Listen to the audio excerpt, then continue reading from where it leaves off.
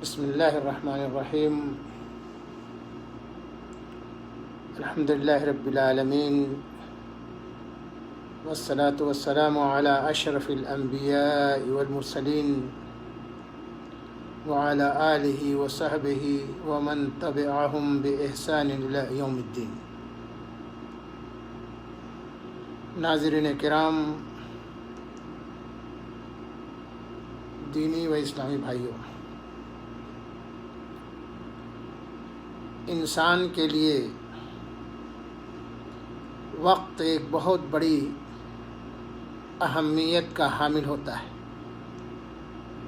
وقت سے قیمتی چیز کچھ نہیں ہوتا ہے۔ کہا جاتا ہے کہ گیا وقت پھر ہاتھ آتا نہیں۔ رمضان المبارک کا یہ مبارک مہینہ ہے۔ ویسے تو وقت ہمہ وقت بڑا ہی قیمتی ہوتا ہے اور اس کی ثمنیت اور اس کی قیمت کا اندازہ ہم اور آپ نہیں لگا سکتے، اور خاص طور سے رمضان المبارک کے مہینے میں ہمیں ان اوقات سے فائدہ اٹھانے کی ضرورت ہے۔ میرے محترم دوستو، رمضان المبارک کے مہینے میں کچھ ایسے اوقات ہوتے ہیں جو بڑے ہی اہم ہوا کرتے ہیں، لیکن ہم اس اوقات کو بھی ضائع کر دیتے ہیں یا فضول کاموں میں ہم اسے برباد کر دیتے ہیں۔ آئیے دوستو، کچھ وقت ایسے ہوتے ہیں جن کی طرف میں اشارہ کرنے کی کوشش کروں گا اور بتاؤں گا کہ انسان کیسے اپنا وقت ضائع کر دیتا ہے۔ انہی وقتوں میں سے ایک وقت وہ ہے جو انسان کھانے اور پکانے میں اپنے بیشتر وقت کو ضائع اور برباد کر دیتا ہے۔ عزیز دوستو، آپ کو معلوم ہونا چاہیے کہ اللہ کے رسول صلی اللہ علیہ وسلم نے رمضان المبارک کے مہینے میں خصوصی طور پر جو اوقات ہماری دعاؤں کے قبولیت کے بتلائے ہیں، ان وقتوں میں سے مغرب سے پہلے کا وقت نہایت عظمت والا اور دعا کے قبولیت کا وقت ہوتا ہے۔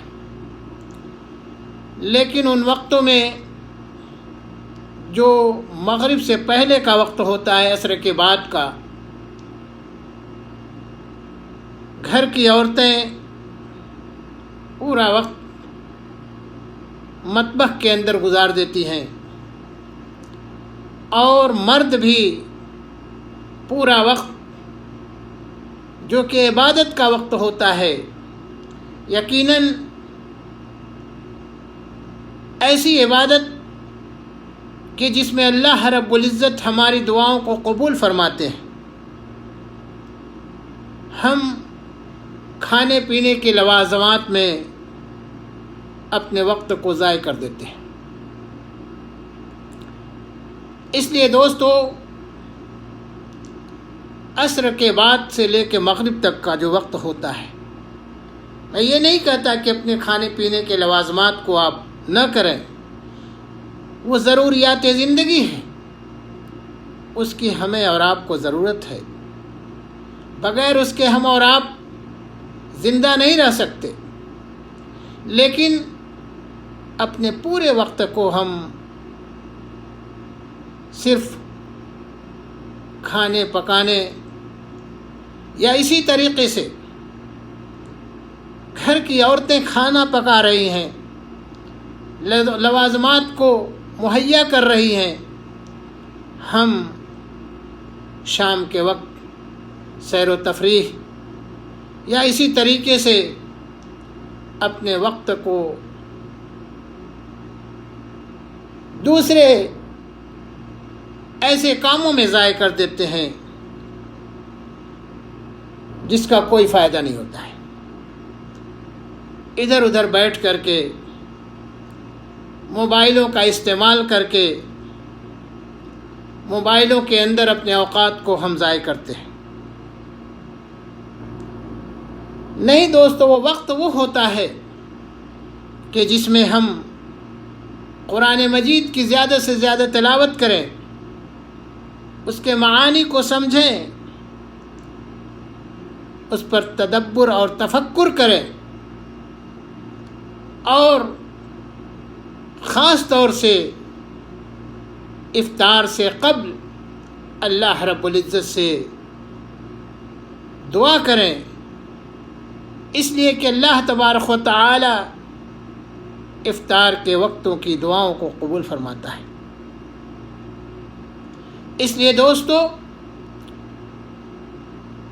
بین العصر والمغرب یہ وقت بڑا قیمتی ہوتا ہے، اور خصوصی طور پر رمضان کے مہینے میں اس وقت کو ہمیں ضائع نہیں کرنا چاہیے۔ اسی طریقے سے ایک دوسرا وقت جو فجر سے پہلے کا ہوتا ہے۔ بہت سارے لوگ دوستو فجر کی اذان سے پہلے چند منٹ پہلے اپنے نرم اور نازک بستروں کو چھوڑتے ہیں اور سحری کرتے ہیں۔ اچھی چیز ہے سحری کرنا، سنت ہے، لیکن اس سحری سے پہلے جو سحر کا وقت ہوتا ہے، جو آدھا گھنٹہ پونے گھنٹہ قبل جو وقت ہوتا ہے فجر کی اذان سے پہلے کا، آپ اس وقت کو ضائع نہ کریں۔ بڑا عظیم بابرکت وقت ہے۔ اللہ رب العزت اس وقت بندوں سے پوچھتا ہے، بندوں کی طرف متوجہ ہوتا ہے، تو اس وقت بندہ جب اللہ رب العزت سے اپنی حاجات و ضروریات کو طلب کرتا ہے تو اللہ تبارک و تعالی اس کی ضروریات کو پورا کرتے ہیں۔ بڑا ہی قیمتی وقت ہوتا ہے سحری سے پہلے کا وقت، جو تہجد کا وقت کہہ لیجئے، جو ثلث اللیل کا وقت ہوتا ہے، جس میں اللہ تبارک و تعالی سمائے دنیا پر نزول فرماتا ہے اور بندوں سے کہتا ہے کوئی مجھ سے مانگنے والا میں اسے دوں، ہے کوئی مجھ سے استغفار کرنے والا میں اسے بخشوں، تو دوستو ہم ان اوقات سے فائدہ نہیں اٹھاتے۔ نہیں دوستو، ایسے وقتوں کو ہم ضائع نہ کریں۔ ہم محتاج ہیں، ہم ضرورت مند ہیں، ہم اللہ رب العزت سے مانگیں، گڑ گڑائیں، روئیں۔ اللہ تبارک و تعالی ہمیں مانگنے کا حکم دیتا ہے، اس لیے سحری سے پہلے کا وقت ان اوقات کو ہم ضائع نہ کریں۔ سال میں دوستو رمضان المبارک کا مہینہ 1 ماہ کا مہینہ، 1 ماہ 30 دن کے لیے یہ مہینہ آتا ہے، جس میں ہم اور آپ